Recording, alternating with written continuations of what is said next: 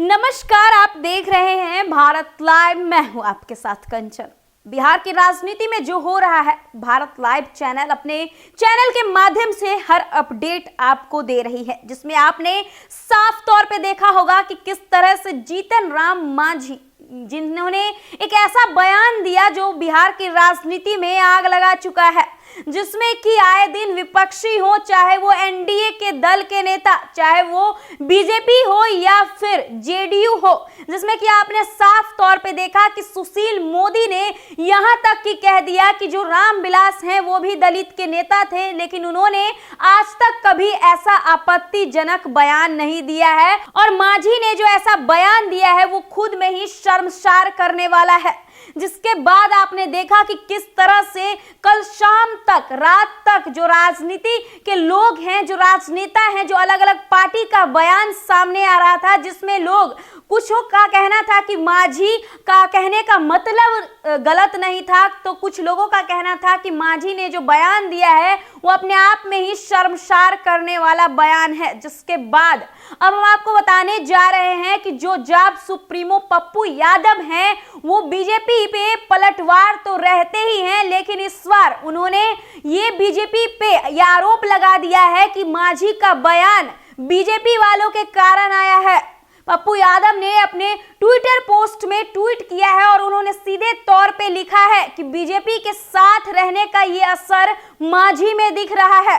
तो कहीं ना कहीं वो बीजेपी वाले को सीधा निशाना कर रहे हैं कि ये मांझी नहीं कह रहे हैं, ये बीजेपी वालों के साथ रहने की संगत के कारण मांझी का ये बयान आ रहा है।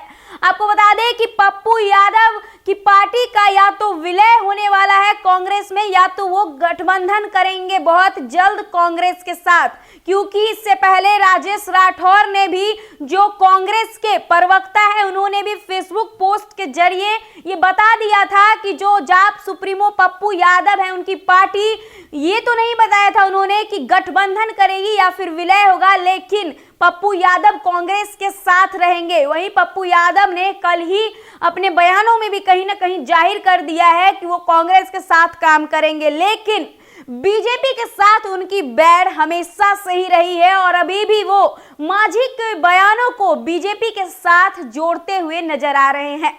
क्या कुछ बोले हैं पप्पू यादव अपने ट्वीट में, सुनिए। उन्होंने अपने ट्वीट में कहा है कि किसी समाज को गाली देकर आप श्रेष्ठ नहीं बन सकते हैं, सम्मान देकर ही सम्मान हासिल किया जा सकता है।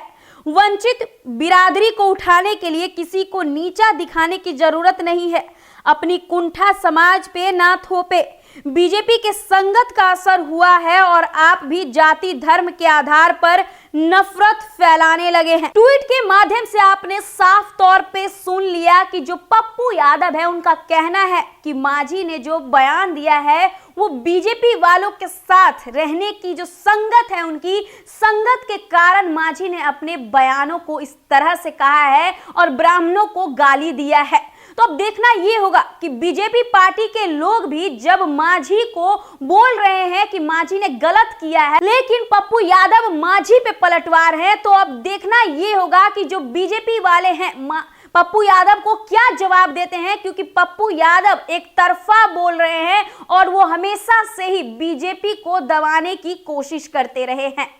बहरहाल, खबरों में बने रहने के लिए देखते रहे भारत लाइव। अगर ये वीडियो पसंद आई और वह बिहार के राजनीति और बिहारियत से सरोकार रखेनी तो सब्सक्राइब बटन दबा के चैनल के सब्सक्राइब कर ली। ओजे एगो घंटी बा, ओकरा बटन दबा देला से कुल सटीक और मारक खबर रुआ मुफ्त में मिल जाई। अगर रुआ पत्रकारिता के हमनी के नया प्रयोग में सहयोग कर चाहतानी तो ज्वाइन बटन दबा दी। पेटीएम नंबर नोट कर ली 9386816700। धन्यवाद।